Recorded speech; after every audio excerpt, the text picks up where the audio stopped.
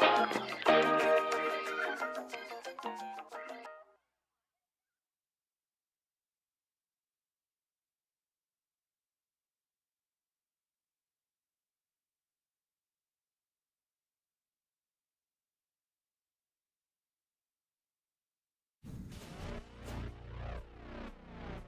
up, everybody? 2 hours of Gojo and Golic about to come your way. Here's some of the fun stuff that you can look forward to on today's show.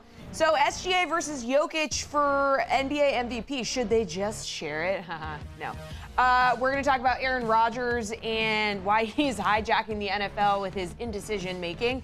And we have some great guests. Ben Baby, we got Jason Fitz joining the program. All that and more coming up for the next 2 hours. Stay right where you are.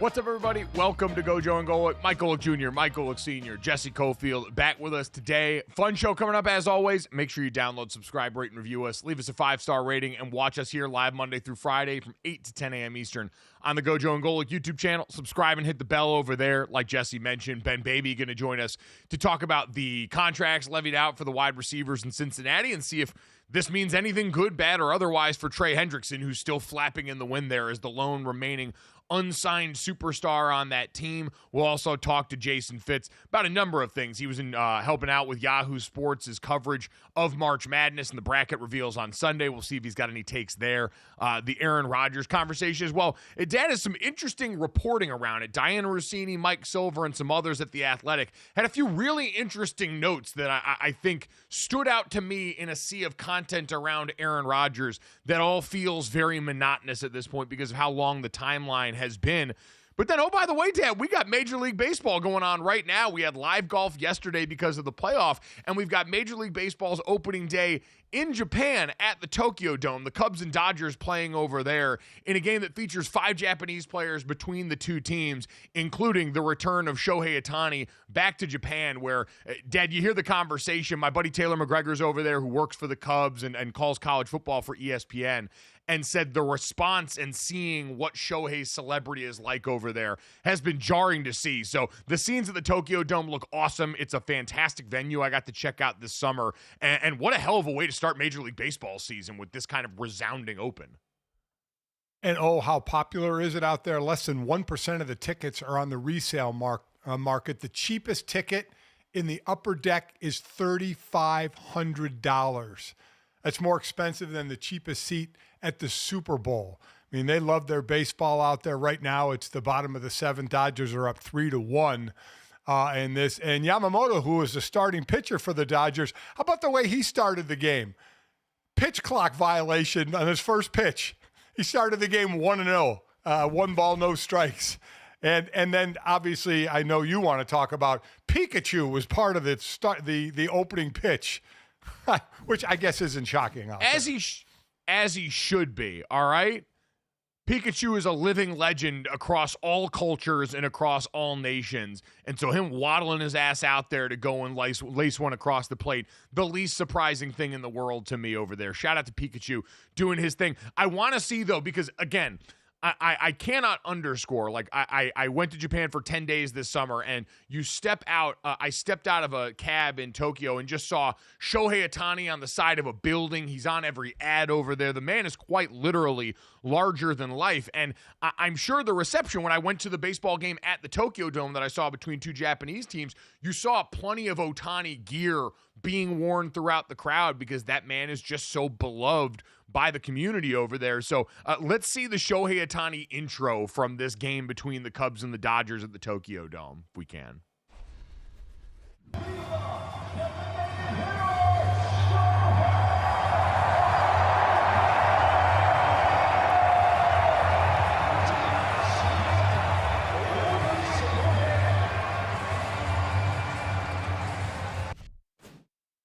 And, like, what an awesome thing there. You see him high-fiving the kids. Like, to come back to a place where you cut your teeth, to have the next generation see what's possible, this global superstar coming from a place that we know reveres baseball, has a great league that all these guys have come from, had to just be a really cool full circle moment for Shohei there to get the love from a crowd that is raucous. Like I always say, the best compliment I can give a crowd is it is college football-esque. It is collegiate in the way it goes. We talked about that when we went to Kansas City for the opening day there. But Dad, this crowd and the way they operate in the Tokyo Dome was unlike anything I had ever seen. And they are loud. They get after it. There's instruments. There's flags being waved everywhere. It's absolutely insane. So the scene and the welcome back for those guys had to be awesome. Oh, yeah. Like you said, 5 Japanese players playing in the game. It had to be a scene. And you're right about larger than life. I did a Rams game during the season when Shohei showed up on the sidelines. And I got close to him, by him. And I mean, dude is a monster. He is so big. Must be nice. He doesn't have to small talk with anybody because he has an interpreter there. So no one's just gonna chit chat with him. So he can kind of keep moving. But dude is large. He is big. He's I think in this game he's 1 for 4 with a run scored. But yeah, I mean he's obviously the biggest thing in Japan and obviously the best player in the States here as well. No, clearly a larger-than-life figure wherever he goes and whatever diamond he steps onto. But again, that one underway right now for Major League Baseball. So very cool to see what they've got going on. We discovered, by the way, in the process of talking about in the lead-up to this game, that one of our producers, Bailey, actually was calling Japanese baseball games during the pandemic and sent me some. He was doing play-by-play for Japanese baseball. We need to get some of those in by the end of the show because he had one call in particular that wove in a reference that also sounded really great, and I want to make sure that we get to that so we can grade his commentary calling Japanese baseball. But again, Cubs-Dodgers, happy opening day in Japan. Very cool scenes. We'll keep you updated if anything fun and exciting happens in the Tokyo Dome halfway across the world. Dad, right back here in home base, though, we are right back where we have been all along here. Rodgers watch has become sort of a joke for everyone in the media because there's a lot of understandable Aaron Rodgers apathy at this point. And I think fatigue around NFL circles, given the persona that he's taken on publicly over the last couple of years, given the fact that the play dipped by his standards tremendously last year. And now as he sits as a true free agent to be signed for the first time after being released by the Jets, I thought this was really interesting among the things written about Aaron Rodgers in an article with The Athletic. So this was reported on by Mike Silver, Diana Rossini, and Alec Lewis, who covers the Vikings. And we had always kind of positioned this as the Steelers and the Giants going to bid for Aaron Rodgers. And the Minnesota Vikings, who had let Sam Darnold go and sign with the Seattle Seahawks, were sitting there, and we imagine we're going to get started with the J.J. McCarthy era. And there was some conversation about, hey, is that a possibility with Minnesota? It's now turned, according to the reporting here, Aaron Rodgers, that's the team that he is hoping for to complete the full Brett Favre post-Green Bay circle. Aaron Rodgers wants to, and understandable, it's the best team by far of the ones mentioned in the group that we talked about there. The decision in Minnesota, according to these reports, is all going to come down to Kevin O'Connell. Kwesi Adolfo-Mensah, the ownership, the Will family at the Vikings, all trust his eye with quarterback more than anyone else. But this was the interesting part to me twofold, and I want to tell you if either of these things actually stand out to you, Dad. The first was that Rodgers is reportedly seeking an average annual salary in the same range as Sam Darnold, which is about $33.5 million per year. And that if Minnesota says no, there is a chance that Aaron Rodgers would spurn both the Giants and the Steelers and just retire instead. Those two things both surprised me a lot, that was on the table, the latter as much. And the dollar amount, because I just truly didn't know what to expect from Aaron Rodgers' demands coming off an experience that was largely disastrous in New York. So do either of those two shock you when you hear them? Well, like you said, you can ask for whatever you want, but also the reports are that money won't be a stumbling block for Aaron Rodgers. If he's offered less and still wants to play, he's going to have to take less if he still wants to play. I agree. Of Minnesota, Pittsburgh, Giants, it's listed that way as far as team, right? Minnesota, the top team, Giants or Pittsburgh second, and the Giants a distant third. I don't even think you would consider if he has his choice. Now, again, his choice, it sounds like he has his choice from Pittsburgh and the Giants. it doesn't sound like it's his choice for the Vikings. It sounds like he wants to go there, but it's the Vikings' choice whether they want him there or whether they start the clock on J.J. McCarthy, who has gained weight, gotten bigger, put more muscle on, coming back from the surgery well. Do you start his clock? Or because if you sign Rodgers, obviously you're sitting J.J. McCarthy. And Aaron Rodgers has said he has kind of changed his tune, saying he would mentor a young quarterback, but he would also like to keep a young quarterback on the bench because he's playing well. That's understandable. Minnesota, the best team out of that, and quite honestly, the team that could make the best move in that division. Detroit has revamped. Green Bay has quietly done a few things, but hasn't done a ton. And the Bears have done a lot, but the expectation is they're not going to jump all the way up to a playoff team in year one, where Pittsburgh did make the playoffs and got smoked in the playoffs, and they're in a very difficult division, though we'll see what happens with Cincinnati's defense. I think the Giants are out for sure. I don't see the report where if it's not Minnesota, he may retire. I don't see that happening either. I see him playing. I see him playing then in Pittsburgh. I don't see him playing with the Giants, especially if he has his choice between if the Vikings choose not to have him and start the clock on J.J. McCarthy, and his choice is Pittsburgh and the Giants. As long as Pittsburgh and the Giants haven't moved on from him, waiting for his decision and saying, we got to move on. We need to make a choice. Again, I think it would be Pittsburgh, and I think he would play. Yeah, I don't think either of them are in a position right now to move on, because I heard, I think it was Jeremy Fowler on with Dan Patrick yesterday, and they asked him what the Steelers' backup plan is. And there was a pretty healthy pause, because I don't know what the hell they do. Like, at least if you're the Giants, you're within range for one of the quarterbacks in the draft. That's always felt like the backstop for them in these conversations as they try and attack some combination of veteran rookie. Steelers is a different choice. The Vikings, Dad, are an interesting conversation, though, because seeing the case laid out for them, it made me wonder, and I'm curious for your thought on this. I still am of the ilk that I don't think you want Aaron Rodgers coming in and bringing everything he brings to the situation you're trying to bring your young quarterback, J.J. McCarthy, up in. Kevin O'Connell is a great developer. He's a great quarterback, a voice, a true quarterback whisperer. I know we throw that term around a lot, but he really seems to have the gift. And so unless this is tied to J.J. McCarthy's health, and everything publicly seems to have been maintained that he is making excellent progress coming back from injury, then I wouldn't understand it. But here would be the case for signing Rodgers, Dad. You're a team in win now mode. You went out and helped shore up the interior offensive and defensive line this offseason, which were really the charges in front of you. You've got an offense that, especially with O'Connell as the play caller, is one of the most quarterback-friendly in the NFL and just remade Sam Darnold's career. And this was the kicker to me, Dad, defensively. Brian Flores is a guy that you're probably wondering year to year, is he going to get another head coaching opportunity? Is that guy a guy that's going to be lured away?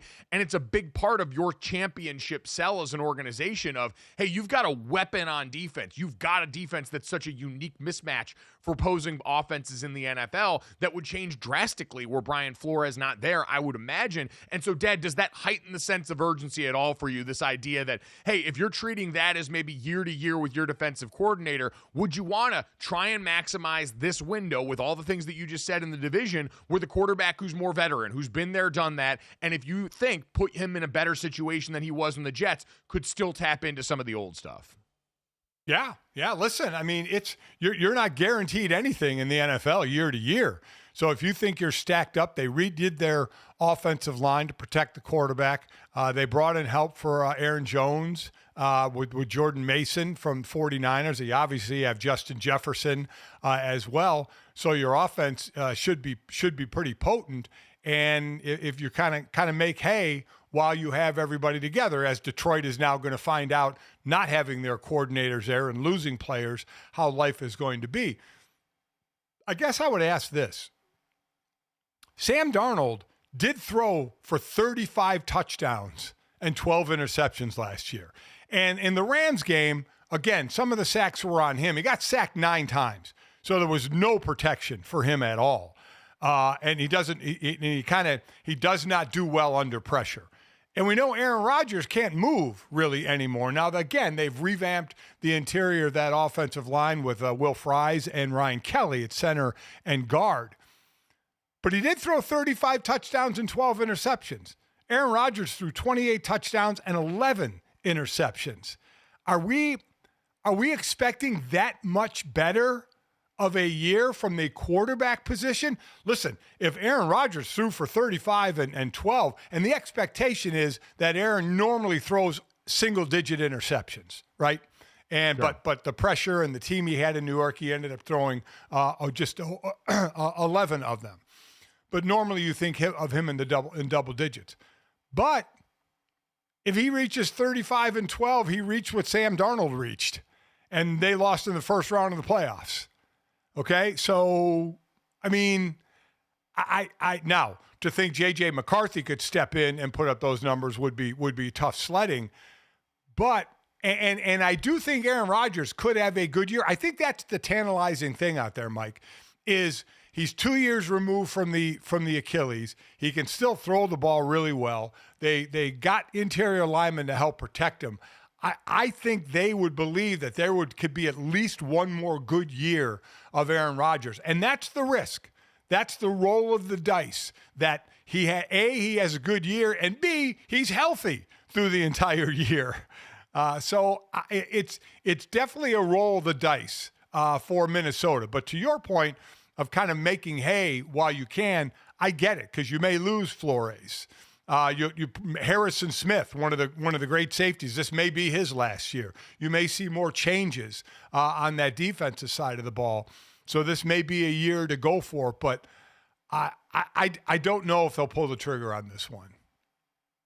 And I still don't think they should. I think everything that we're talking about this has to assume a lot of change from Aaron Rodgers in a lot of ways for it to work the way Minnesota wants it to, where it's still a healthy bridge for its young quarterback that they drafted in the first round a year ago, and by all accounts, were, again, trending towards potentially starting last season had he not been injured. There was a lot of really positive momentum towards the middle and end of camp for J.J. McCarthy as things went along, and I would rather give him the opportunity early and begin that era, knowing, again, the sell for all of this is Kevin O'Connell. Like, that's the sun and the moon in this. It's the reason Aaron Rodgers is putting these other suitors on hold and saying, I'm going to wait for an answer from the one I really want, is because of Kevin O'Connell. And so if you've got that in the backdrop and you believe you can elevate the play of anyone there, and Dad, to your point, while it's an important part, the reason they lost in the postseason, I do think, was because the atrophy up front, because you had so many of the injuries to the offensive line that took hold. Cam Robinson in there at the end of the season struggling. The guys in the interior really struggling and not able to protect Sam Darnold was just as big a story as Sam Darnold regressing slightly in those moments as well. And so if that's shorn up, yes, you're going to probably take some lumps, and is the ceiling in year one maybe a little bit lower with J.J. McCarthy than it would be with a veteran? Probably. But to me, the dividends that pays you later on, especially because, again, we talk about this all the time. You want these young quarterbacks to grow up in healthy environments. And there is not a quarterback right now in the NFL of the rookie class last year that is growing up in a healthier environment than the one J.J. McCarthy will grow up in. And so that's why when you saw guys like Bo Nix have that success early last year, because he also grew up around a guy in Sean Payton that knows how to do this at a high level, that's why I'd say I'd be more inclined to get the future started now with J.J. and just let it rip. I would agree, but if they were to take him, then where does Pittsburgh go? Do they bring back Russ? Are they fine with Mason Rudolph for the year and then go get a quarterback? The Giants are in kind of the best and worst position, right? They're picking third in the draft, so they'll get the leftovers of the quarterback, but they can also select a quarterback with the third pick in the draft. We can talk about that in a little bit with Jason Fitz, because we got a new mock draft from Mel Kiper Jr. that may answer some of those questions. Coming up next, though, legitimate questions about the NBA MVP. Next on Gojo and Golic.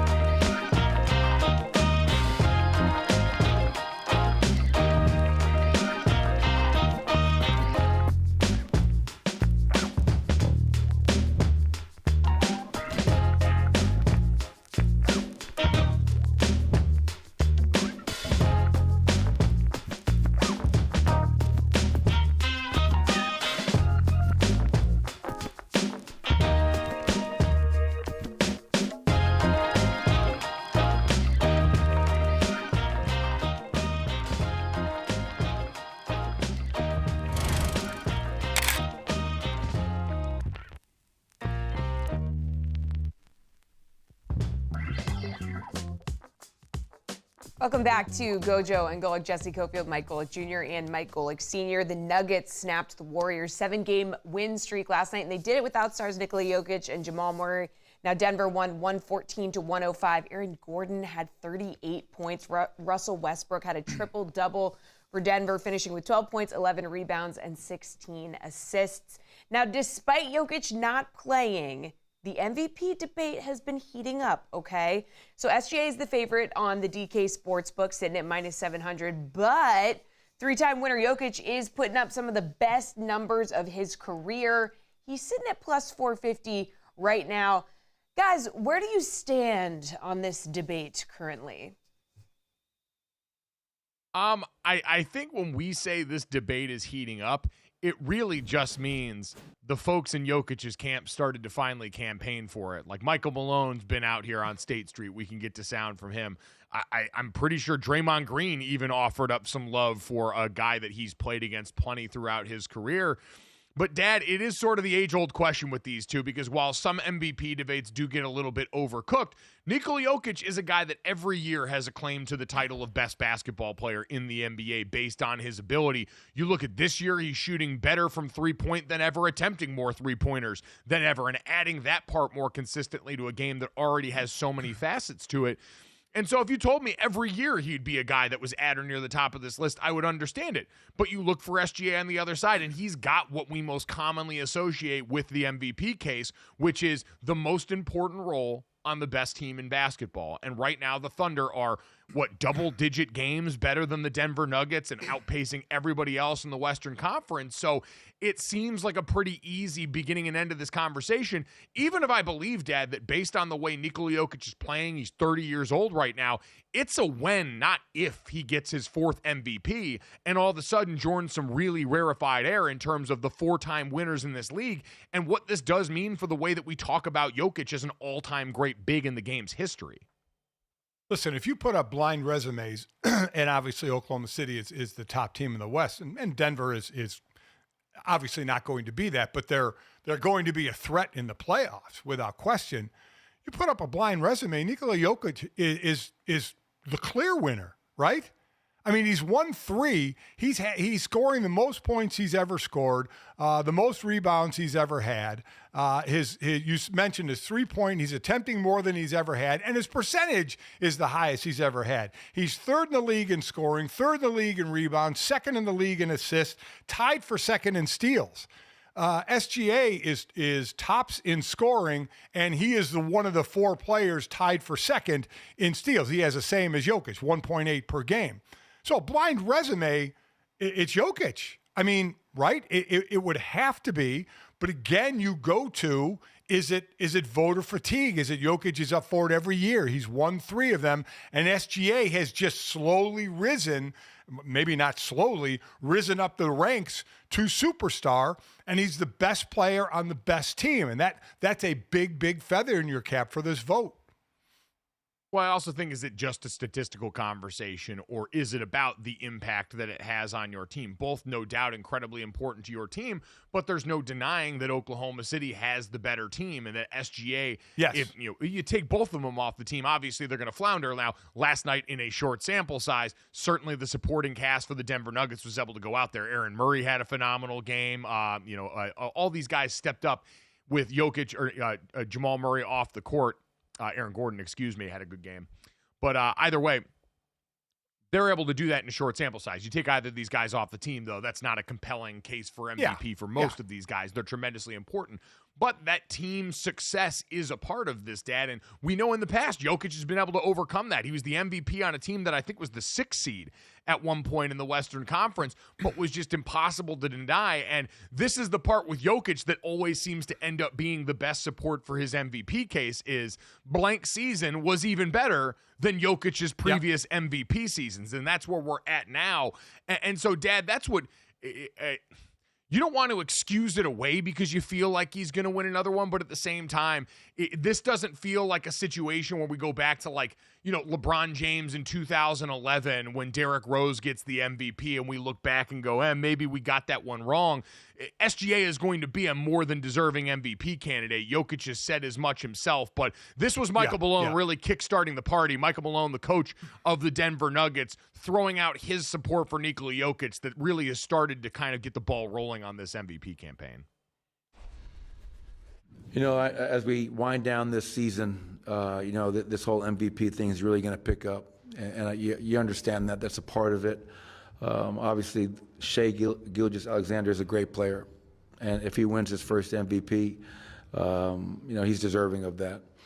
My thing is this, if you didn't know that Nikola won 3 MVPs, and I put player A and player B on paper, and you had no idea that the guy who's averaging a triple-double, the guy who's top 3 in the 3 major statistical categories, things that no one's ever done, he wins the MVP 10 times out of 10. And if you don't think so, I think you guys are all full of shit. Dad, I will say, you're right. If we took all of Jokic's previous resume away and said this was the first season he entered our consciousness, yes, he would absolutely win the MVP. I really don't think that's a far-fetched statement at all. And if he did, again, this is the names of the men that have won 4 MVPs in NBA history in the regular season. Kareem Abdul-Jabbar, Michael Jordan, Bill Russell, Wilt Chamberlain, and LeBron James. That's it. So we are going to be talking about Nikola Jokic in some really interesting places. Like Shaq wanted to bring Steph Curry up in the GOAT conversation the other day on Inside, talking about him relative to LeBron James. When we have that conversation about big men, Nikola Jokic's name is going to get thrown around because, Dad, this is another thing. With Jokic's style of play and the way he operates, a game not predicated on athleticism, as we know, it's from the neck up, it's the passing ability, it's all these things. Game's going to age really well, I would imagine. Now, you can go on the other side and maybe ask questions about a guy who's not also this bastion of physicality, if maybe the physical ability drop-off would hurt him even more. But I'm of the ilk where, hey, if your prime usually lasts for NBA guys until you're around 32, we've probably got 4 or 5 more years of Nikola Jokic playing at an MVP caliber level, just given his skill set relative to the normal big man that's putting way more pounding on their body and doesn't have all of the perimeter skills and the point guard-like skills that Jokic has. Oh, I mean, he's definitely going to win a 4th, I believe, and he could this year. We just been talking so much about SGA, and he's still the favorite, minus 700. Jokic is at plus 450. He has closed the gap a little bit, but you mentioned it. Nikola won it when they were a 6 seed. They're tied for the second seed right now. Now, they are 12.5 back from Oklahoma City, who's the best team in the league. And a lot of times it's the best player on the best team as long as they're having a really good year. And SGA is the leading scorer. Like I said, tied for second in steals. That shows he's doing it on both ends. But Jokic is third, second, and tied for second in points, rebounds, assists, and steals. So, again, I say if you blind resume it with team and stats, I mean, I agree. It would go to Jokic. I just do. He's won 3 and is having a better year than when he won those 3. But this is sort of the rub, is that's not how we pick MVP. And I think part of the unspoken subtext of MVP is always, in addition to the best player on the best team thing, Dad, it's also kind of a coronation, right?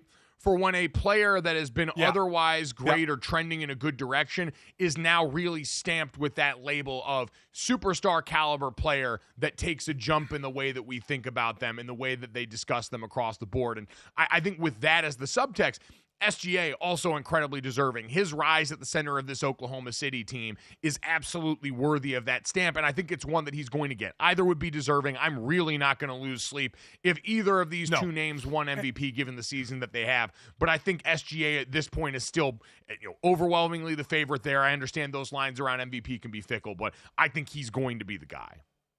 And Jokic has said as much about SGA. He said, I will say that I think I'm playing the best basketball of my life. So if that's enough, that's enough. If not, the guy, SGA, deserves it. He's really amazing. So, Joker isn't gonna bat an eye.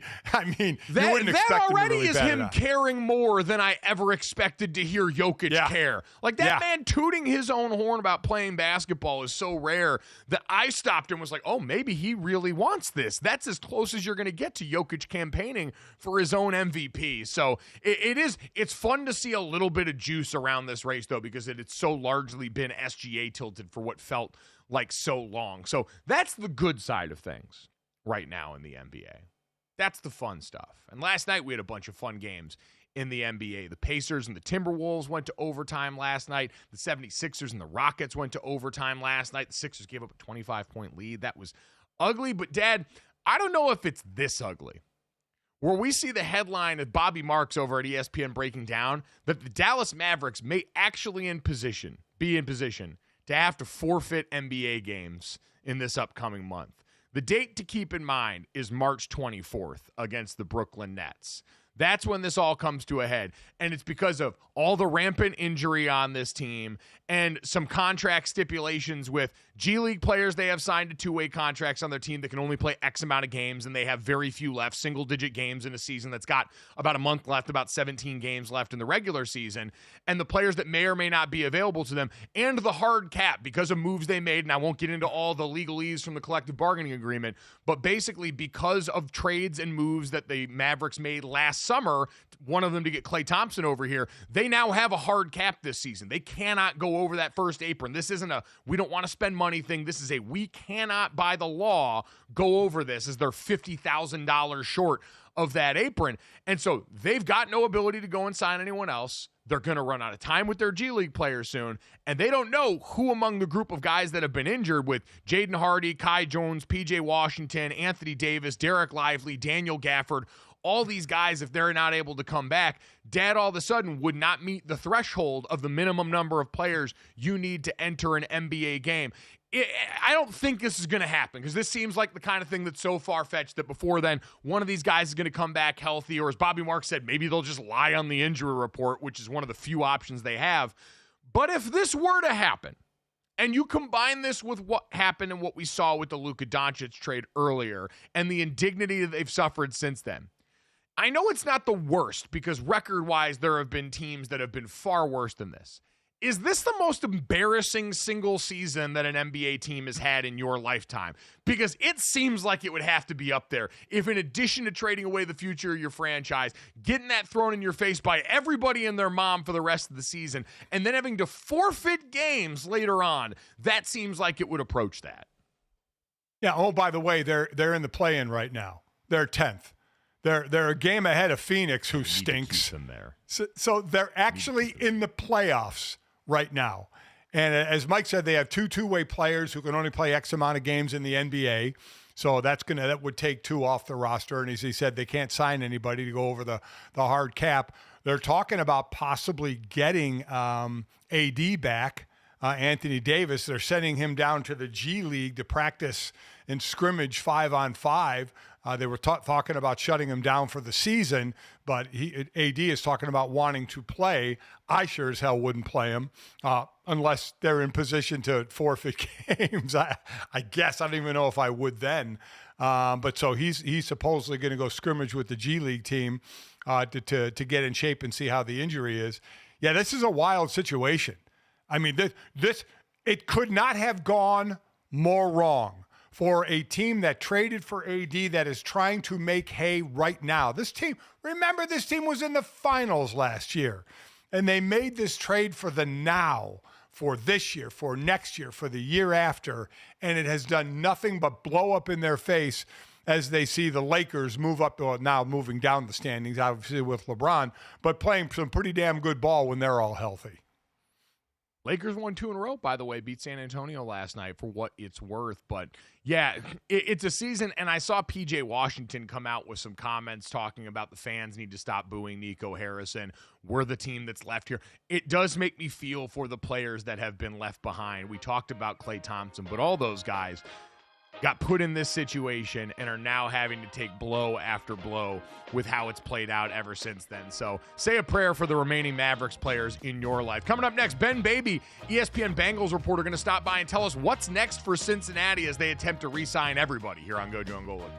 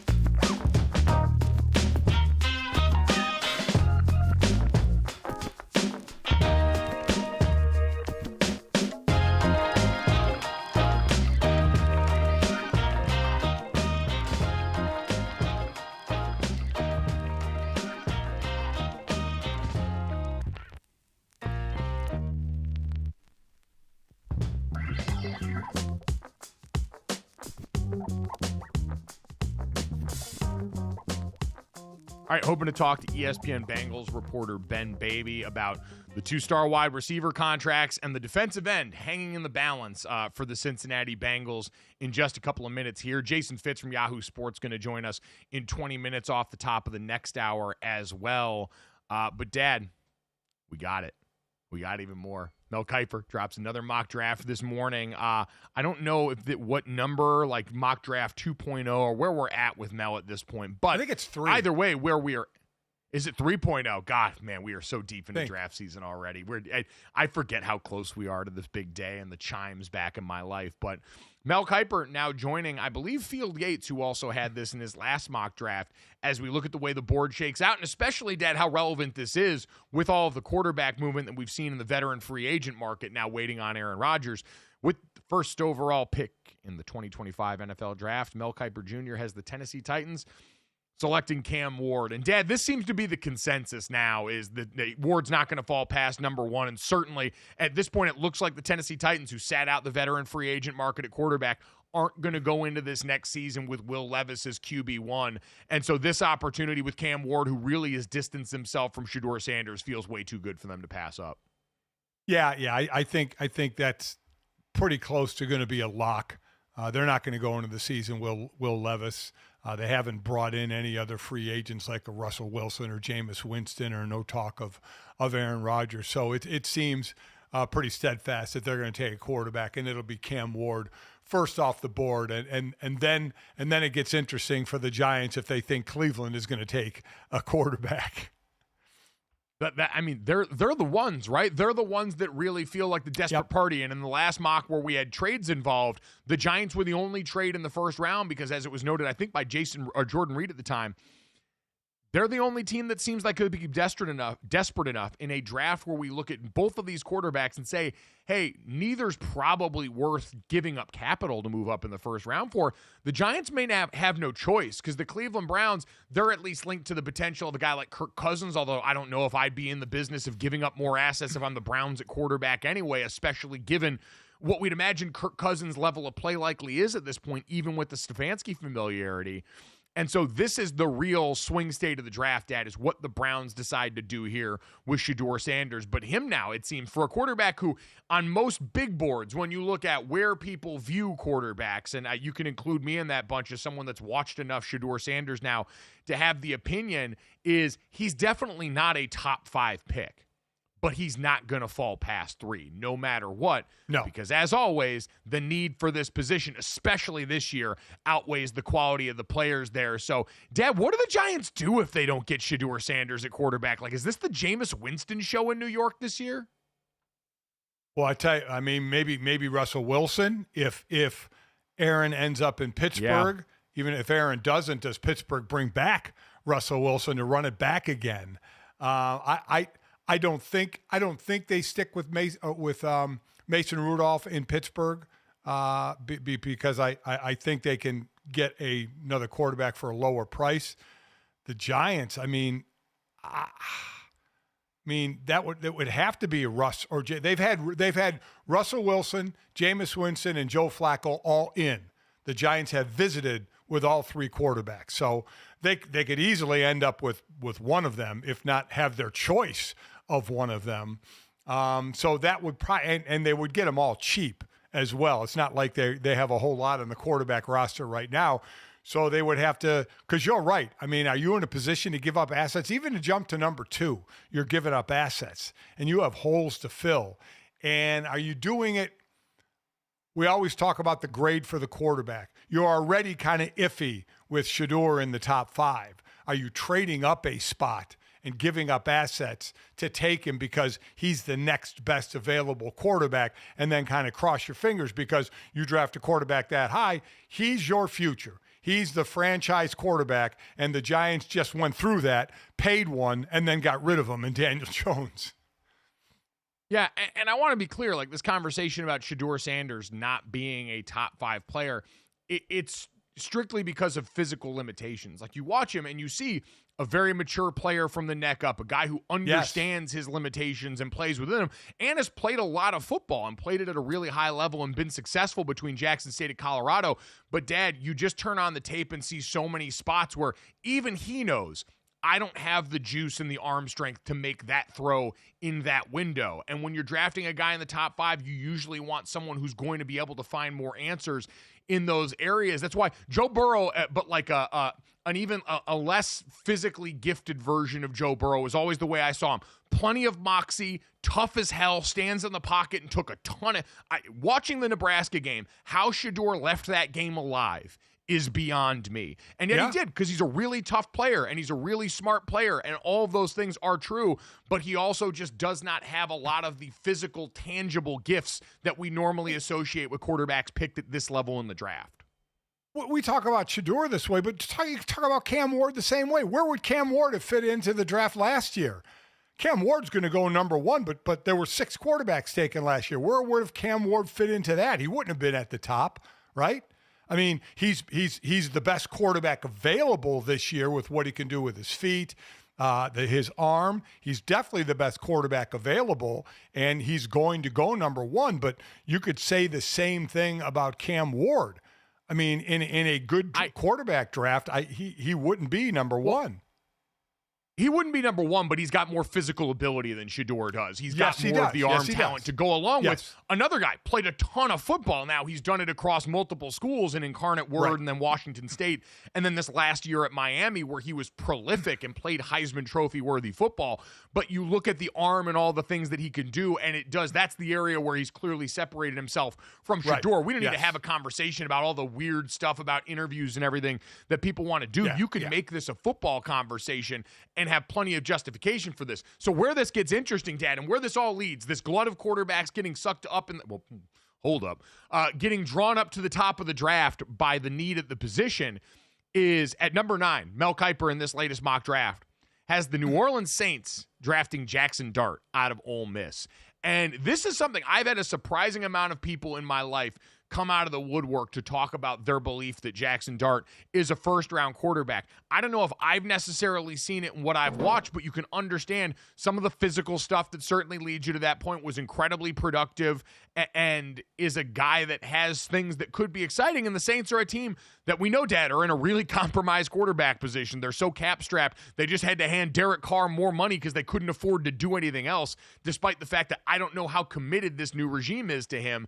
And so Jackson Dart now, Dad, becomes another interesting third entry to this party, to where if you are a team like the Giants and Shedeur does go to Cleveland at 2, how do you handle that relative to Jackson Dart, who definitely at this point hasn't been a top 5 quarterback by anyone's metric? But hell, before this, I don't know how many people had him as a top 10 metric. And so what does that do for him as an option for the New York Giants, apparently, now gets on the table as these teams get more desperate as the clock starts ticking? Yeah, because you would say for the Giants, if the 2 quarterbacks go in front of the Giants, you can trade back and still get Jackson Dart. Well, who wants to trade up to 3? You know, are they trading up to 3 for a Travis Hunter? I mean, that's a possibility. That's, to you trade up. Sell. So that would be what the Giants should do if they truly have a grade on Jackson Dart. You know, to be a first rounder, you trade back and not past another team that needs a quarterback, obviously, for maybe somebody that does want Travis Hunter. And of the 3, if Jackson Dart were to go to the Saints, listen, if the Giants don't get a veteran in there and they take Shedeur and Tennessee takes Cam Ward, those are probably 2 quarterbacks that are starting right away, right? I mean, if you don't have now, because I don't think Tennessee's going to put Will Levis out there unless Cam Ward is completely not ready, if you could tell, obviously, in practice. And if the Giants don't pick up a veteran to bridge to Shedeur, then Shedeur will be starting. But you don't have to start Jackson Dart if let's say he does go to the Saints at 9. You don't have to start him. You had to rework Derek Carr's deal so you can actually sit Jackson Dart if you want, because that would be a surprise. Even Mel says, here's the surprise pick. But we always know, it quite honestly, Mike, it's not that big a surprise. The quarterback position is the most overvalued position when it comes to football, and certainly when it comes to the draft. You get guys taken way higher than they should because they play the most important position on the field. And we know it's a 50% hit rate on first-round quarterbacks. So when you reach for one, which this would be a reach, I mean, maybe you strike gold, or maybe it goes the other way on you. Again, Mel Kiper has Cam Ward going number 1 to the Titans, Shedeur Sanders going number 3 to the Giants, and the new entry to the party, Jackson Dart going 9 overall to the New Orleans Saints. So what? It seems that the guarantees now in all the mock drafts are Cam Ward going number 1 and Mason Graham, the D tackle, going number 5 to Jacksonville. That seems like in stone in everybody's mock draft. Yeah, Mason Graham and Travis Hunter seem like the lock top 5 caliber players. That and Abdul Carter. Those seem to be the 3 outside of the quarterback conversation that everyone's like, yeah, I have no qualms. Pick them and prosper. I've gotten asked about Mason Graham in a bunch of different radio programs over the last couple of weeks, and I've said he's kind of like Kyle Hamilton. If there was a couple of things about the measurables, or in Kyle's case, the 40, that you weren't a huge fan of, don't overthink this. This is a phenomenal football player. Let him go and wreak havoc for you and prosper. Speaking of prospering, so Ben Baby unfortunately doesn't look like he'll be able to join us right now to talk about the Bengals, which is fine, because I wanted to get to this all morning. We mentioned we've got live baseball happening in Japan right now. MLB's opening day between the Dodgers and the Cubs happening in the Tokyo Dome. Been awesome to have that on this morning. We were made aware that our producer, Bailey Kennedy, had actually been calling Japanese baseball games in English during the pandemic, during 2020, I believe. And we now have a rip of Bailey's Bailey's calls of Japanese baseball and a little bonus, Victor Wembanyama overseas basketball calls here. So I want to play this for you, Dad, and as a veteran broadcaster, someone who's been at this for 3 decades, get your opinion on what Bailey brought to the table for these. Let's take a listen. Exactly 1 week ago today, Roki Sasaki pitched the greatest game in baseball history, throwing a perfect game and striking out 19 batters. The 20-year-old once again takes the mound. The 0-2 pitch. Sasaki gets him looking at 101 miles per hour. The 0-1 pitch here. Woo, woo, woo. Ninting Woo will drive in a run. And here comes James Brand. James Brand, can he do it for the brand? James Brand for the brand. And look who's coming into the game. A name that NBA fans are going to want to remember for a long time. It's the 16-year-old Victor Wembanyama. Hit to Wembanyama in the corner. He up fakes. He takes a fadeaway, and the fadeaway is good. Victor Wembanyama, his first career field goal in the LMB Pro A League.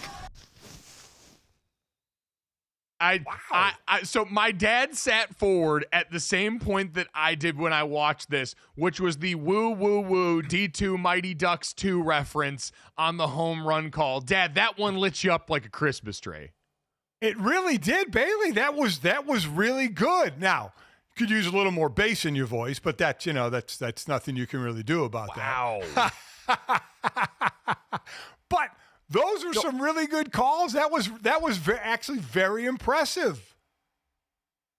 So Bailey, a couple of notes here from our intrepid producer, Bailey Kennedy. He was actually named Sports Broadcaster of the Year his senior year of college for the broadcast of the basketball team that went on to win their first conference championship in school history. And you saw a little bit of lacrosse mixed in there. Apparently was an LSN broadcaster as well, as we've got a lot of former LSN alum in the building here at the DraftKings Network. So, you know what, Dad? I got to say, overall, I appreciate the versatility of play-by-play announcers all the time, and plenty of versatility on tape, plenty of great energy from Bailey here. We just put his resume out there. Someone see this and get my man in front of a microphone again. Exactly. I mean, that's what play-by-play has to show, the versatility of doing multiple sports. And listen, for as much as we goof around here, off air and in our meetings and stuff, Bailey, that was pretty damn good. I would hope you would pursue this professionally. It's really good. I just can't believe that he didn't somehow sneak in Minnesota Timberwolves highlights intermittently and subliminal messaging throughout that, given he is our #1 purveyor of Timberwolves content. Jason Fitz in hour number 2, next on Gojo and Golic.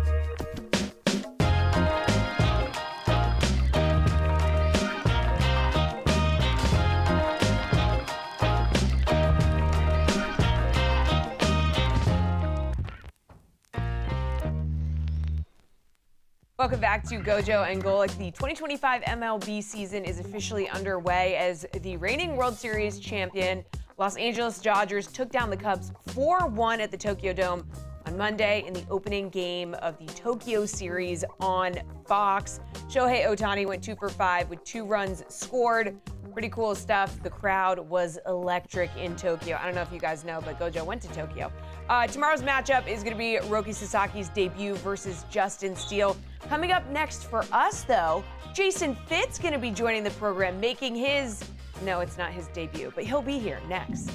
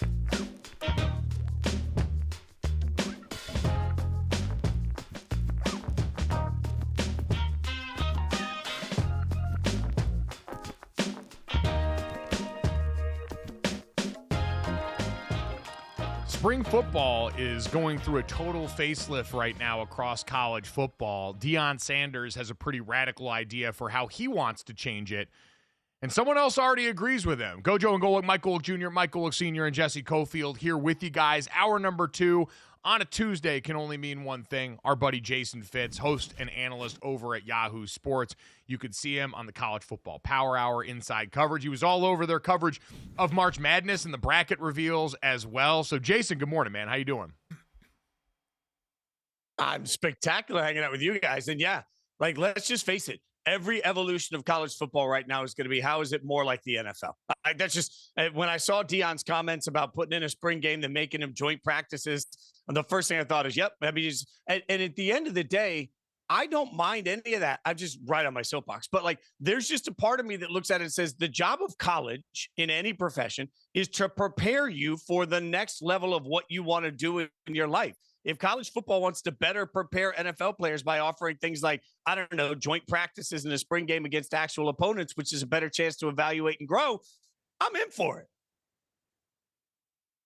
It certainly does seem to mimic the more NFL model that we're also going to with all of this. Like, I don't know if you guys have seen, and most fans probably won't even have this register on the Richter scale because I'm assuming a lot of them thought this was happening already, but like the NCAA just got bullied again in court and took away the rule that you can't make NIL deals with incoming high school players while they come in. So we kind of stopped with that farce because we knew it was all going on to begin with. You've got conferences like the AAC putting in a salary floor saying that their members outside of Navy and Army, because they can't take NIL deals because they're Navy and Army, but everyone else in the AAC has to spend at least $10 million on their athletes even over the next 3 years. They're the first and only conference right now to institute what sounds like a salary cap floor. So if we're going to be the NFL in all of these other ways, spring football, so many people were already campaigning for OTAs. It sounds like Deion kind of wants to take the training camp model where we see joint practices become this big thing and bring that to spring football. And it was Fran Brown, the Syracuse head coach, friend of the program,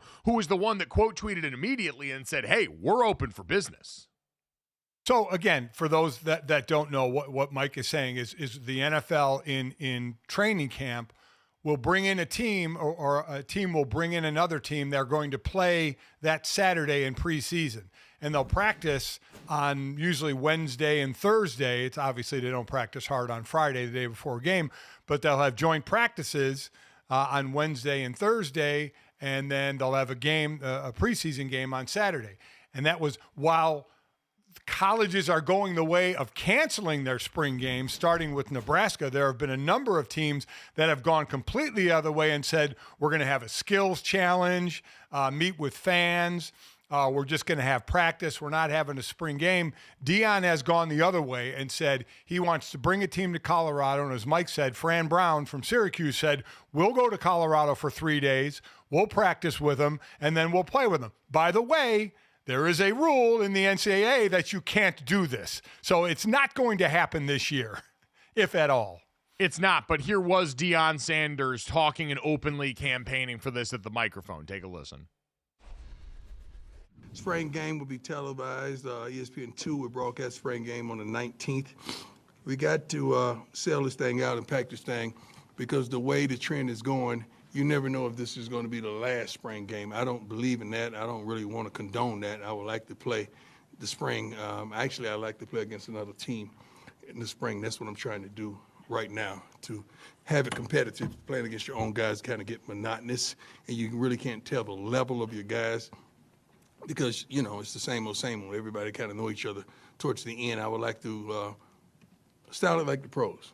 I would like to practice against someone for a few days, then you have the spring game. And I think the public will be satisfied with that tremendously. I think it's a tremendous idea. So it is interesting, twofold on this. One is Deion Sanders trying to put on for the idea of the spring game in general. Is a reminder, Deion at his core, very old school football coach. Like Bobby Bowden, born and bred, very old school football coach in a lot of the ways, in the nuts and bolts and how he runs that program. But the other part is, Dad, and this is interesting, is in college football, the reason spring games are being canceled right now is twofold. One is for the better teams, hey, you're playing a really long season now. And if you are Texas, Alabama, Notre Dame, Ohio State, these teams that played in deep into the postseason and played more games than ever, your guys are beat up and you're having to figure out how to manage their bodies better in the spring with these practices that you still want to use to improve your roster. The other part of this is paranoia around the spring transfer window. Guys don't want free advertisement for programs coming in to poach their players. Now, I think eventually as we streamline the transfer process, that's going to be different. And if we move away from that, the spring conversation gets whittled down to then just the change in the calendar and how you want to do that. But do you think college coaches, Dad, these paranoid, over-controlling college coaches would want to welcome another team into their building to do all this stuff and would feel comfortable despite the fact that their NFL counterparts do it regularly? No, I don't think they would, because you see it in preseason leading right up to a season. Here, you're doing it in spring and April, and you're not playing a game until the end of August or September. So normally it leads right into a season in the NFL. I mean, it's interesting, Deion's thought, but as Mike said, and Jason, I don't know if it'll change, their spring game, Colorado's, is April 19th, which is basically right in the middle of the spring transfer portal, which I think goes from April 16th to the 25th. So there's the thought of guys showing their wares against another team, showing their skills and getting poached and leaving, playing that game and then 6 days later being on another team. So, and let me again preface everything by saying it is against NCAA rules right now to play another team in the spring. So that's not going to change this spring. Will it ever happen? I don't know, but right now it's not going to happen. There's one other element to all of this, though, in my mind. What did he say at the beginning? Guys, we got to sell this thing out. Now, I just looked it up. The Colorado Buffalo Stadium seats roughly 51,000 people. So if they sell a spring game for $20 a pop, that's $1 million.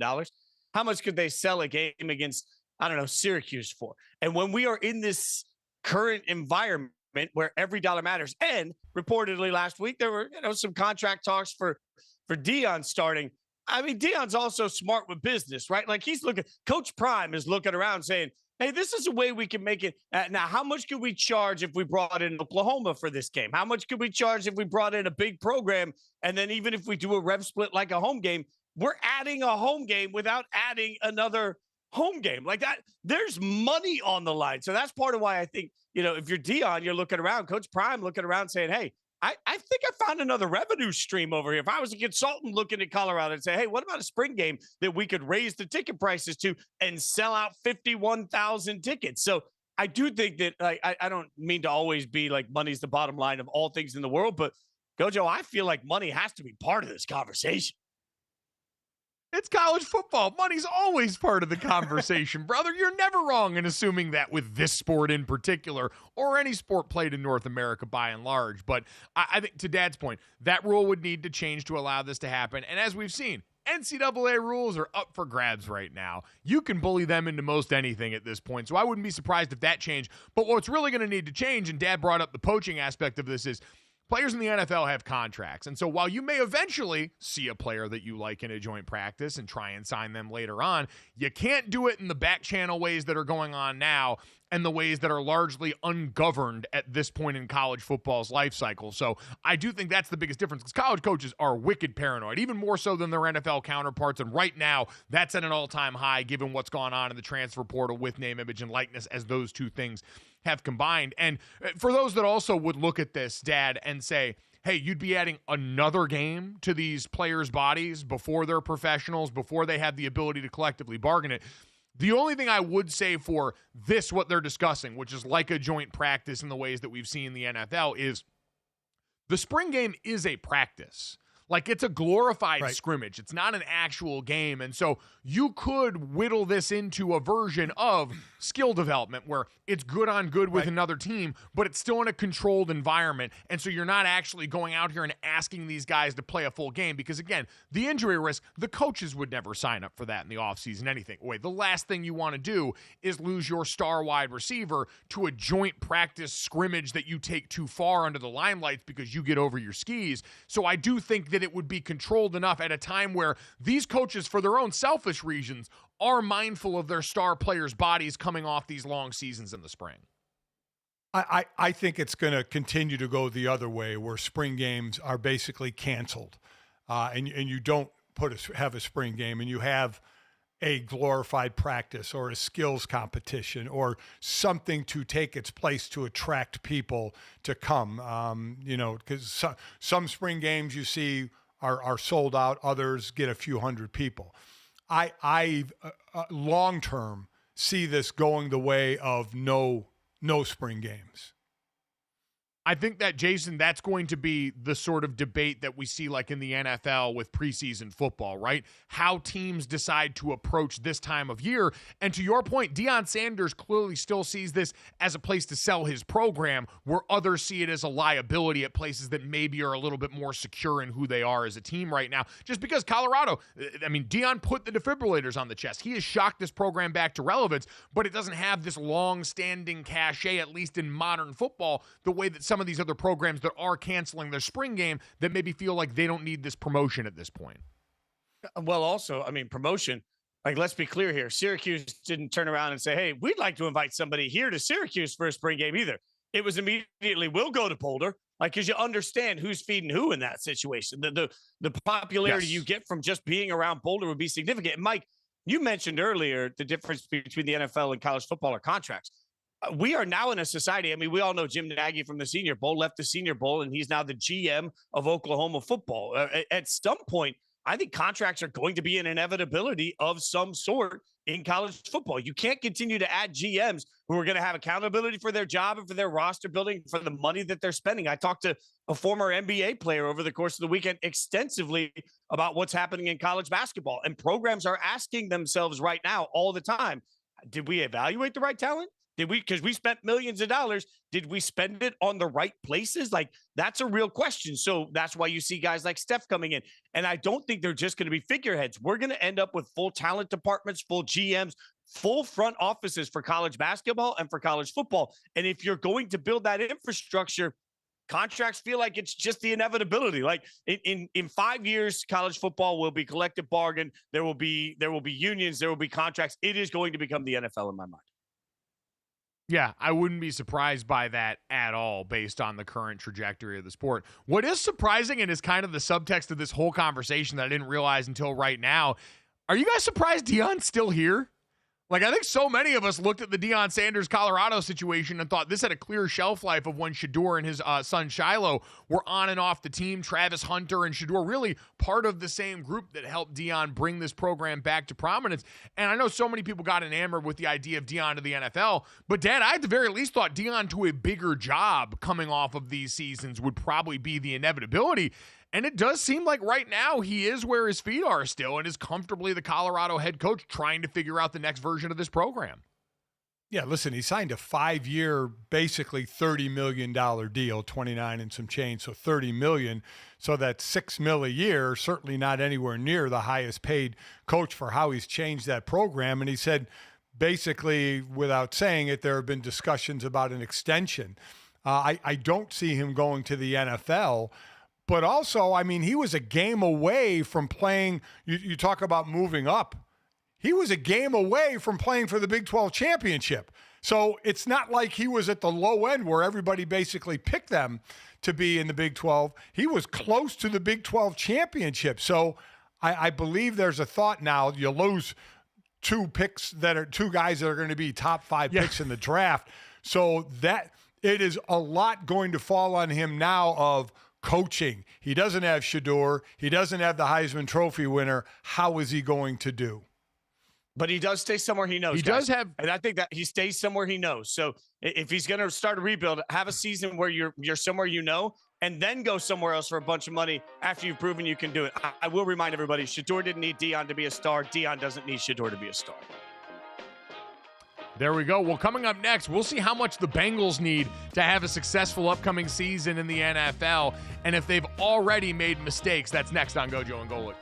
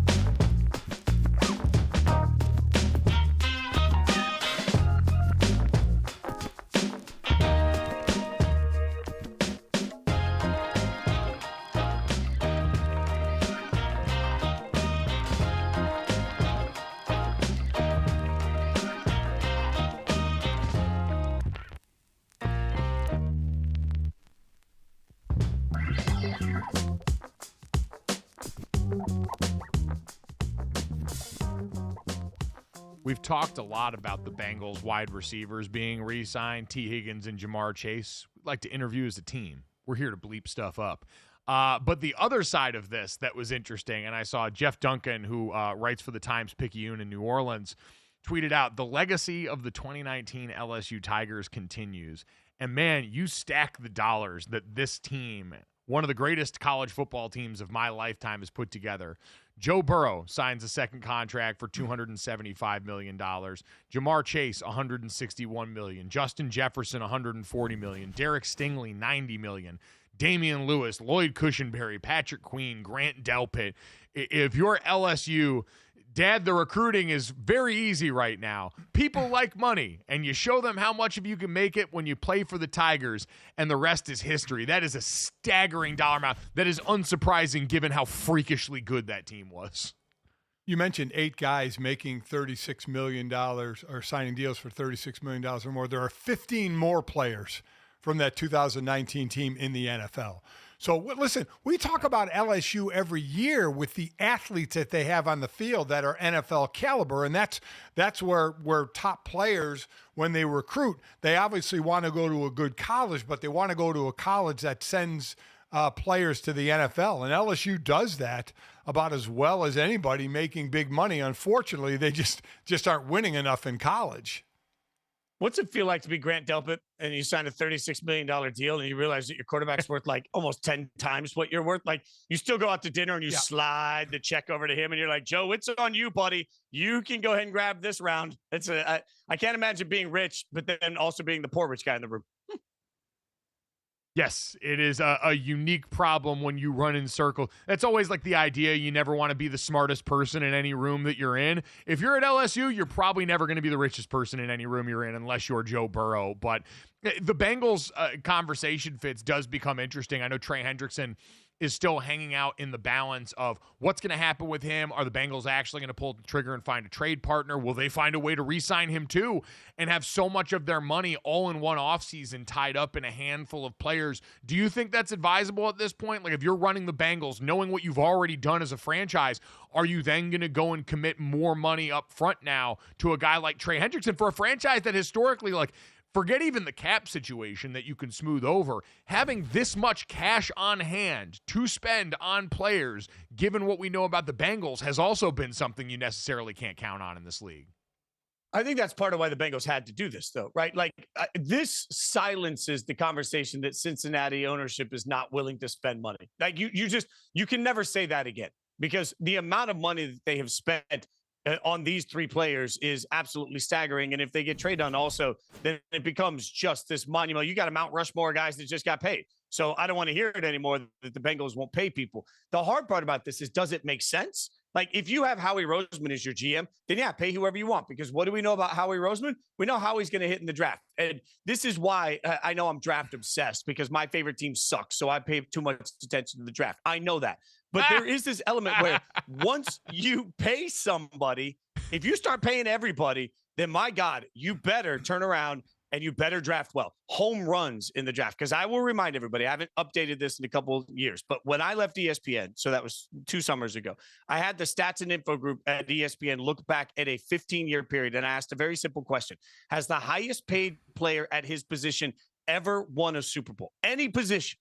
And the answer to that was Gronk and no one else. The only, not including special teams, we're not including kickers in this, but you're starting 11 on offense, you're starting 11 on defense. So it's starting 22 there. The only player that has ever won a Super Bowl in the year that he was the highest paid at his position was Gronk.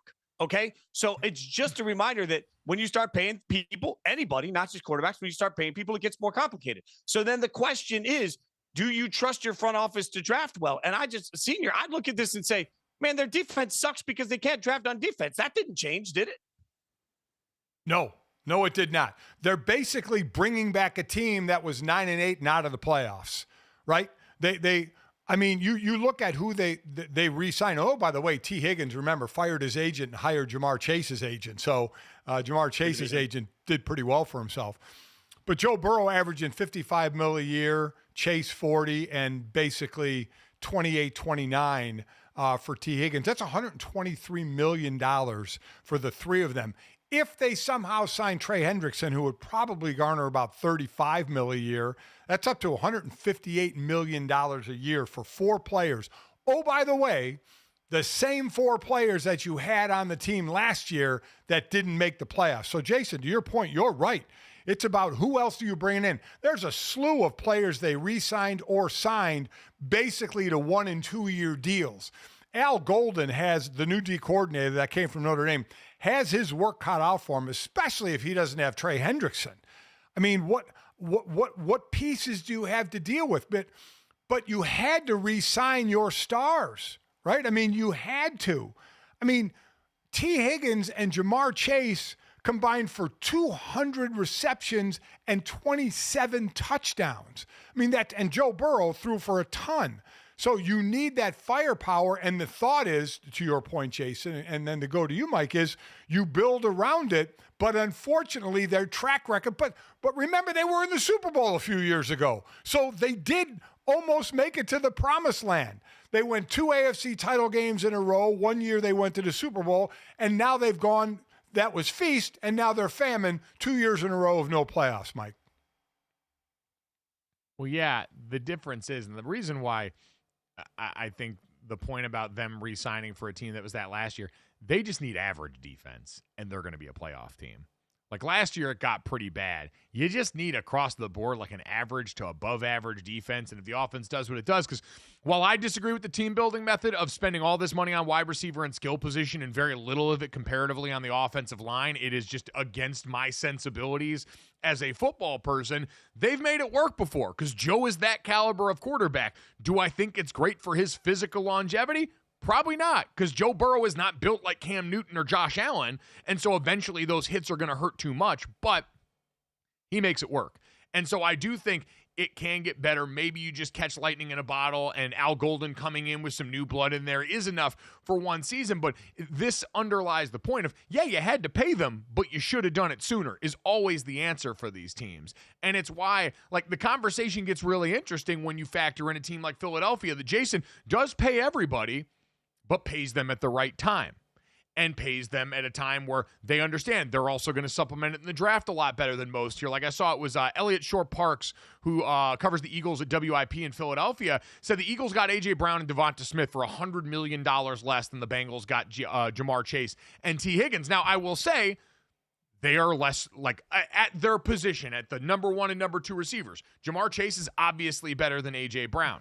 T. Higgins physically a better talent than Devonta Smith, although we can debate production, availability, and a bunch of these things to a certain extent. And so I understand some difference in the price tag, but that's also, to me, Jason, about the timeline when you pay these guys and how you go about attacking this, being proactive rather than reactive the way Cincinnati's been. The smartest, the reason we continue to say that Howie Roseman, I mean, it's not just that he had a home run offseason last year, which he did, and who he brought in. It's just the way you handle contracts, because it's teams sometimes are stuck in a damned if you do and damned if you don't. And again, I'll go back to a couple of years ago. I watched a season where my beloved Raiders had the leading rusher in the NFL and one of the 3 leading sack getters in the NFL, with Devontae Adams catching over 1,000 yards. And what'd that get me? A 6-11 season, right? Like, so it's not as easy as we've got a star, pay a star. It takes hitting in the draft. And Field Yates was the one that a couple years ago that pointed out, if you look at the Super Bowl run of the Chiefs, look at their success in the first 3 rounds of the draft. And that's what you have to do. The difference, that defense was not just mediocre for the Bengals when they went to the Super Bowl. It was good enough that we all thought Lou Anarumo was going to be a head coaching candidate. Like, we were sitting here saying, look at the way he's attacking. Then the league figured him out. And once the league figured him out, it's like, never mind on that. The Bengals have got to figure out, to the point that we've all made here, they're putting that much money in 4. And I understand why you have to do it. I can't stress that enough. I understand it. I'm happy for Bengals fans. It takes 53. And that's the problem you're going to have, is when your starting guard, God forbid, goes down with the ankle injury, and then you're suddenly looking at depth. How the hell do you have depth if you're not a team that is drafted particularly well across? Like, the Bengals have had the 2 biggest faux pas. They've tried at the offensive line time and time again, but they didn't draft particularly well there, and they don't draft particularly well on the defensive side of the ball. And when they did, they had to let some of those guys walk because of salary. So, like, you're just sort of stuck. Well, and listen, we compare it to Devontae Smith and A.J. Brown because it's the Super Bowl winning Eagle team, and it's $100 million less, but you would take Jamar Chase and T. Higgins. But the biggest difference is the way Philadelphia was built. They have the best offensive line, and they were built around a running game. Cincinnati doesn't have a running game.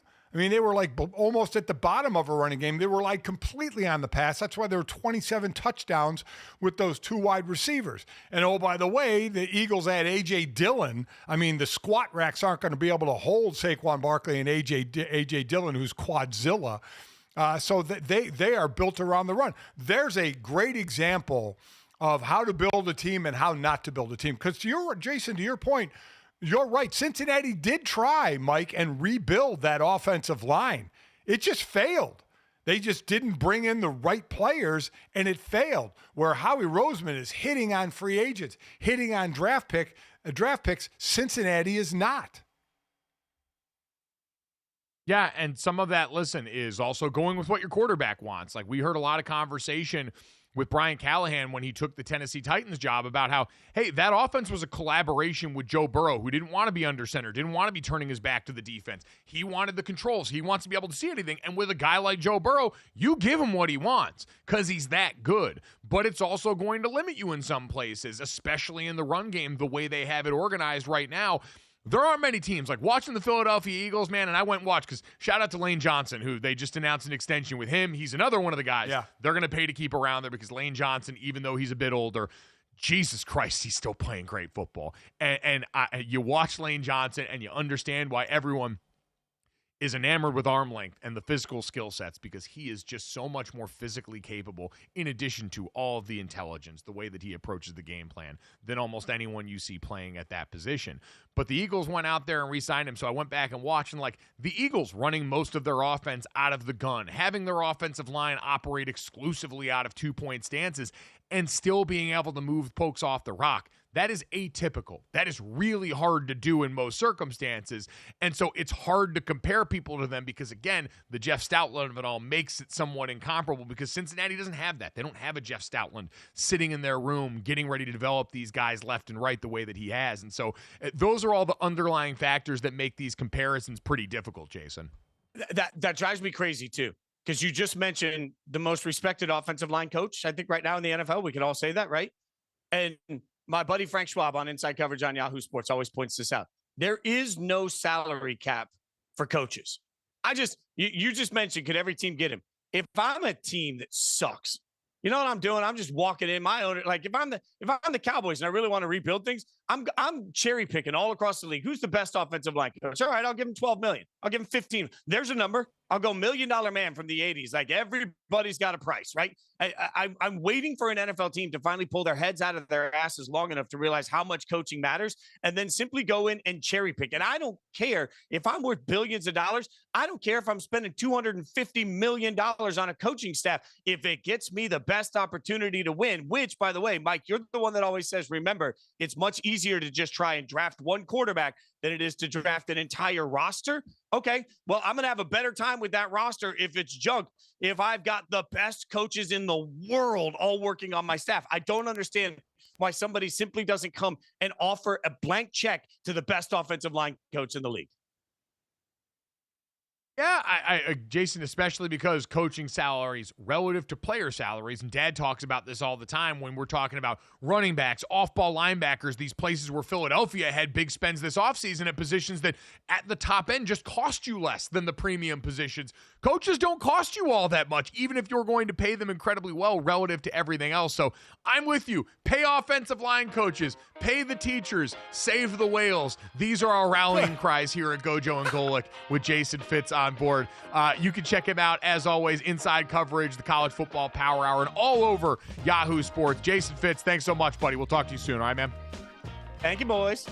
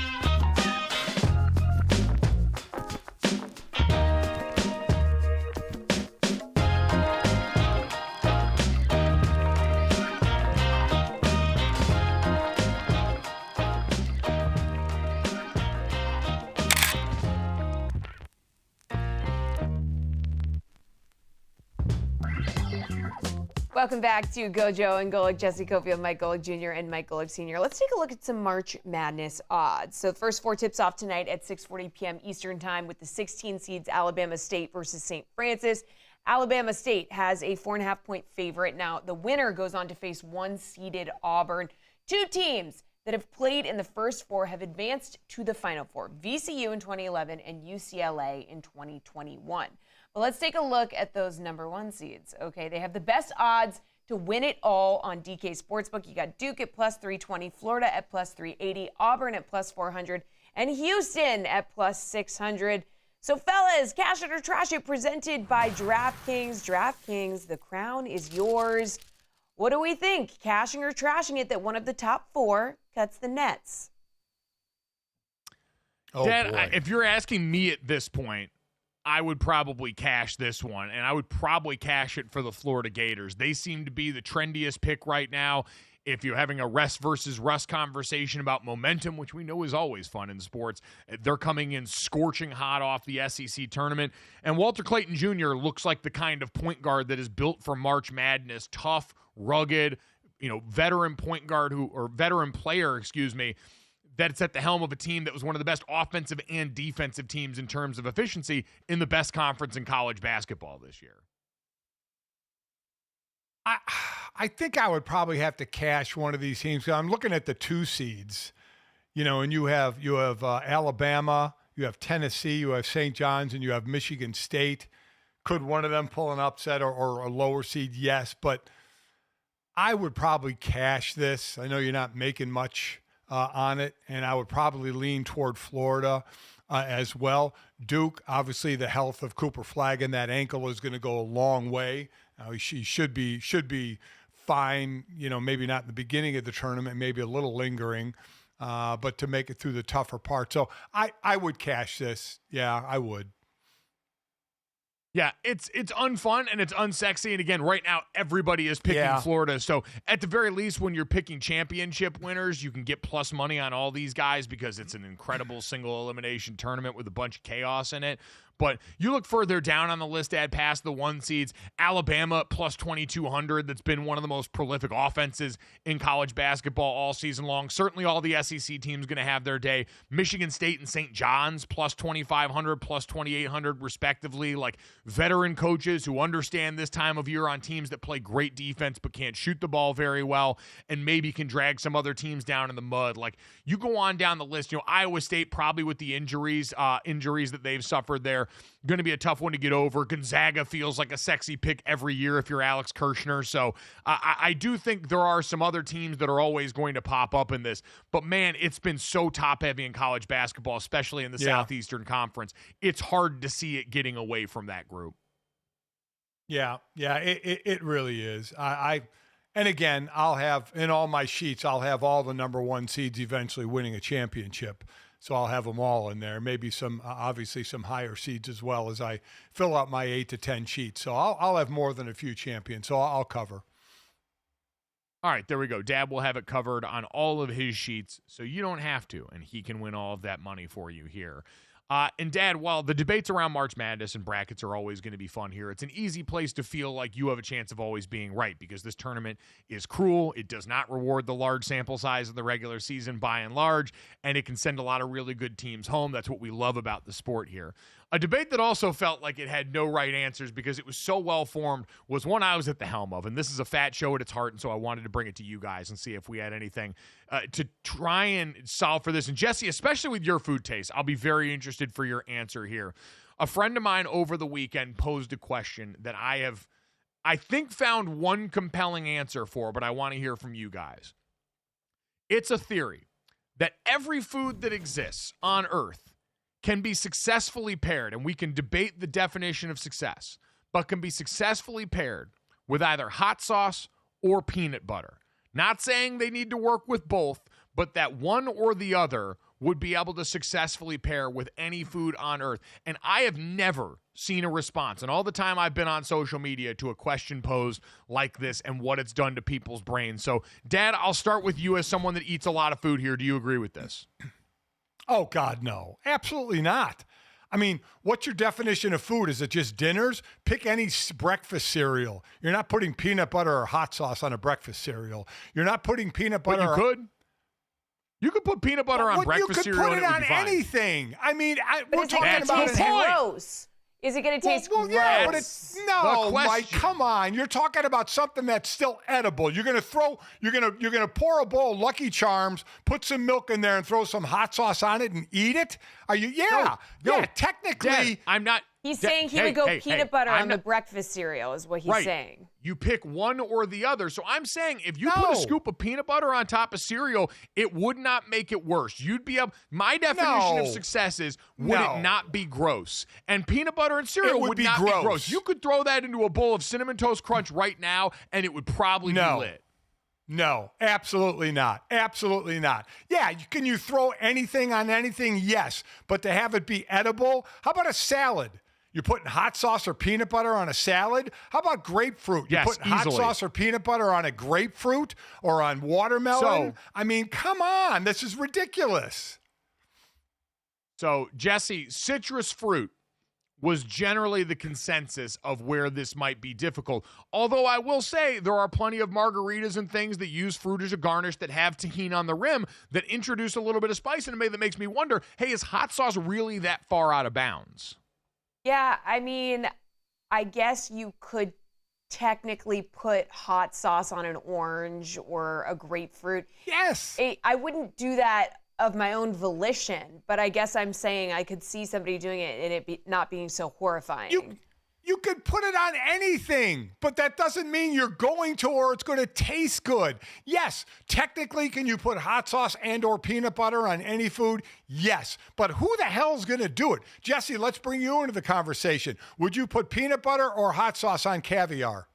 I think I would have to go with hot sauce on caviar. Peanut hot butter. sauce on caviar would slap. Yeah, I think I'd have to go the hot sauce route with the hot sauce there. I mean, peanut butter's a no-go on caviar. Think of spaghetti. Think of salmon. I mean, Hot sauce. Hot sauce, both of those, easily. You can throw hot sauce on anything. It doesn't make it better. Hot guess I'm sauce on getting the- salmon or spaghetti would taste good. I guess I'm getting the point Ah. here. I do understand the point, which is that we're talking inedible. We're talking about you put this on something and you're vomiting. And I'm not sure I can think of anything off the top of my head where if you put one of these on you're going to start vomiting. There's plenty of foods where it would be ridiculous to what? put either one on. And Yeah, now hot please. sauce would be able to go with way more than peanut butter. Peanut butter would be more like for breakfasts or desserts. Okay, but give me not something. like actual Give me a- meals. You're give not me a putting peanut food. butter in pasta. But give me a food that putting one of these on would make your gag reflex go and you're vomiting. Oh my God! I mean, put peanut butter on salmon. No, you don't get Seriously. it, Senior. You're not understanding the prompt. The hot sauce goes on salmon. Okay. No, I wouldn't put hot sauce on spaghetti. I wouldn't put it on salmon. I wouldn't put it on cereal. I wouldn't put it on desserts. The peanut I know butter you goes put on cereal. The peanut peanut butter those. goes on No, desserts. No, That's I get what it. the peanut I get butter's the premise. for. I get the I don't think premise. you do. It's a ridiculous premise. It's a ridiculous premise. Well, you still haven't answered the It's question. ridiculous so... because you realize you can't figure out an answer. Yeah. A salad. Hot sauce I mean, on a salad. I would need a salad with hot. You're talking about me. I would need a salad Are with you hot going sauce to on it. vomit if the salad has hot sauce on it? What? Right. So that's the prerequisite now? I thought it was. Yes! Can every food be paired with either hot sauce or peanut butter, or you'd vomit? Is that the kicker? You have to actually vomit for it to not be good? Basically, That's ridiculous. yeah, This basically. is a ridiculous argument. Yeah, of course it is. It's the It's one that internet. Yeah, what do you think this is? Polite society, brother? Come down here in the slums with us and get a little messy every once in a while. Just because, Dad, you don't have an adventurous palate doesn't mean that you can poo-poo all God. this. You like to hit it straight down the middle. My dad's a meat and potatoes kind of guy, and so food adventure is something that's a little bit outside of his purview. But I do think, Crazy. at Gojo and Golic on Twitter or Blue Sky, if you can bring me a compelling food that doesn't mix with either of those two, I'll congratulate you because we don't have prizes to give out. Oh, God.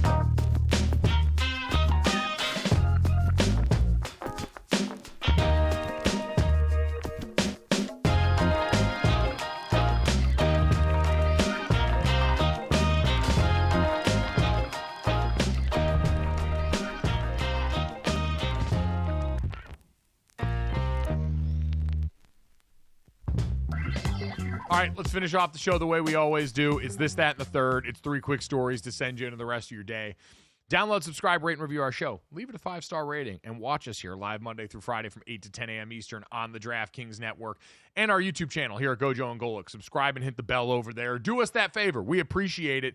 If you miss any of our great guests, shout out to Jason Fitz from Yahoo Sports who stopped by to talk about Deion Sanders' spring game, the Bengals the Bengals roster decisions this offseason, and more. Make sure you check that out wherever you get our podcast or right here on YouTube as soon as we get done. Guys, let's start off this, that, and the third.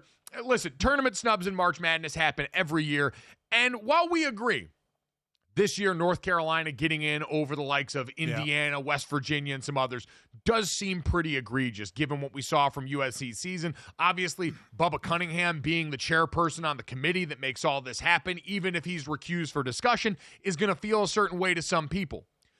West Virginia's probably taking it a little far for my liking. So the West Virginia governor, Patrick Morrisey, held a press conference to announce that he is pursuing legal action against the NCAA selection committee for not placing West Virginia in the NCAA tournament. Take a listen to this. Of the 111 brackets that were projected pertaining to North Carolina, UNC was only in 27 of them. This stinks at the highest level. Now, when pressed on why the committee left WVU out, Bubba Cunningham, once again, the AD, the school that deprived WVU of the slot, blamed the injury on a WVU player being out, Tucker DeVries. But we know this doesn't pass the smell test, and the WVU, I believe, went 13-10 with DeVries outside the lineup, and they still had huge victories against Kansas and Iowa State. Any way you slice it, this thing reeks of corruption. I love seeing first take style takes come from people inside our government. The hilarious part of this, Dad, is much like my feelings around the college football playoff, where everyone wanted to break the wheel because this year's Alabama team didn't get into the CFP field and didn't get their shot. I was never going to weep for them the same way I'm not going to weep for a West Virginia team on the bubble of March Madness. That being said, there has never been a sexier time to sue the NCAA than right now. So West Virginia is just sort of going and trying out what everyone else seems to have a ton of success with, which is punching some arm of the NCAA's process and hoping that the punch lands. Yeah, Morrissey referred to the NCAA as a National Corrupt Athletic Association. That's And listen, what's amazing is it's not even an election year for the governor. So normally you would do this to try and make your constituents happy that you're sticking up for your state as you're trying to go for re-election.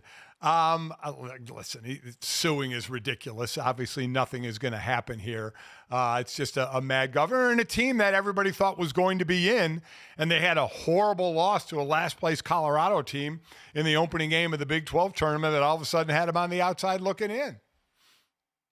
It to your point, Dad, much like in college athletics, ABC, always be Cruton. It may not be an election year, but you always need to be Cruton. And so making sure you're going on and putting on for West Virginia, usually going to be good business. My only regret, and God rest his soul, Chris Farley would have been perfect to parody this guy on SNL if it finally came to that one. Has a very Van Down by the River feel to his a whole aura and aesthetic there with the tie.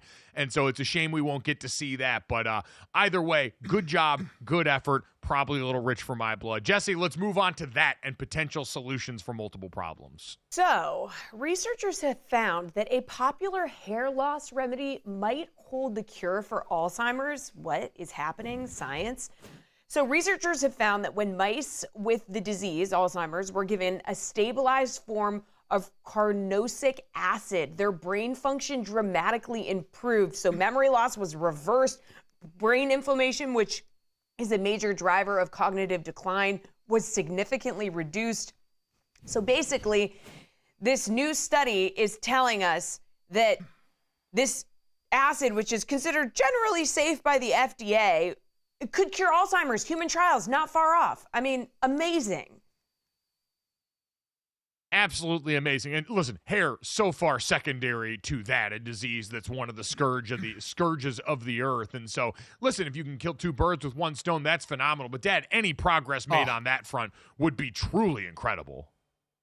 Alzheimer's affects roughly 6.7 million Americans. And I mean, this by far and away, if this actually does work to reverse the effects, forget the hair loss. That's so secondary.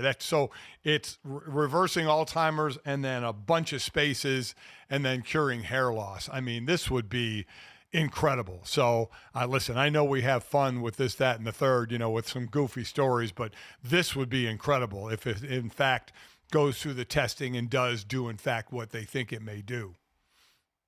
And not for nothing, destigmatize people trying to combat hair loss, because there is always that thing of when you're going bald, how much do you really want to sell out and do, knowing that everyone's going to know you're trying to fight the good fight on that. Maybe that was more of a me thing and I'm revealing things that would be better discussed in therapy. But now to go and say, no, I'm trying to help improve my cognitive function. Is some hair growing back because this is good for blood circulation in the scalp? Sure. But that's not what we're here to do. So providing a little cover for the bald community, always something that I'm going to advocate for here. So shout out to science. Hopefully we don't find a way to undermine this science too with a bunch of rampant misinformation. Jesse, let's get on to the third. What do we got? Okay, so Brian Scalabrine, who's 46 now, he did something incredible. So he went to the Cage on West 4th Street, which is like a well-known street ball location in Manhattan, okay? He went on Saturday afternoon. He faced off against a guy who's apparently famous on the internet. He's called the Messiah. He's a social media basketball player. Well-known bully, apparently, on the internet. Just, does a lot of fouling, whatever. Anyway, Scal goes in. The white mama gets in there, and he just bodies this guy. Apparently, he won 11-0. And apparently he's done this before. Scal has come out in 2012. He initiated the Scallenge, a series of one-on-one games against aspiring hoopers who thought they were better than an NBA player. Long story short, we just love to see bullies on the internet get humbled. And it is truly hilarious when regular people say things on the internet like, yeah, I could take a former NBA player, one-on-one. No, you can't. No, and Dad, Scal is a walking pros versus Joes. One of the greatest shows of all time and one of the most important concepts in television history. Brian Scalabrine continues to take up the flag. And my favorite part is Scal's not in great shape anymore. By and large, doesn't look like the version of himself from the NBA, which only heightens this. And this Tim Legler, who we used to work with at NBA at ESPN for years, always talked about the difference in skill level it takes just to get to the NBA before eventually you specialize, you become a role player. Most guys aren't the superstars, but they're still so light years better than everybody else. And so this is an important part of the basketball ecosystem, especially, Dad, because this is a sport that everyone thinks they can do at a high level because they can do it, period, so frequently playing pickup all across America. Scalabrine has a great quote. He said, he tells the guys he's playing against, I'm way closer to LeBron than you are to me. And supposedly shut this guy out 11-zip. And this dude is a bully on the internet. And I love the way Scalabrine physically, I mean, he didn't want to beat this guy. He was throwing elbows. He was just physically pounding this guy to let him know where he sat on the totem pole, which is below the bottom. This is interesting because there's a guy on the internet I watch who used to be a wrestler. And he does challenges to people who never wrestled and said, if you can take me down, I'll give you $1,000. And I don't think anybody yet has taken him down. He has taken them down. They have not taken him down. It is those. And like you said with basketball, Mike, that is so easily, you need a ball and a hoop. You go out and you play. So many people think they can hoop until they get in with a current player, or in this case, a former player, and you realize the difference when it's put right in your face, the difference. There's a lot of guys that think they can, and but pretty much the same amount of guys that can't. Yep, it's a craft versus a hobby, and the craft is always going to win out in this case. Although we'll see, maybe the Paul brothers will go after basketball next, and one of them can try and step to Brian Scalabrine. He seems like the age bracket for the usual challengers that we see in some of those celebrity events here, though. If you want to challenge us, we won't answer it, but you can do it by downloading, subscribing, rating, viewing the show, leaving us a 5-star rating, and watching us here every morning. Thanks so much. We'll talk to you guys tomorrow.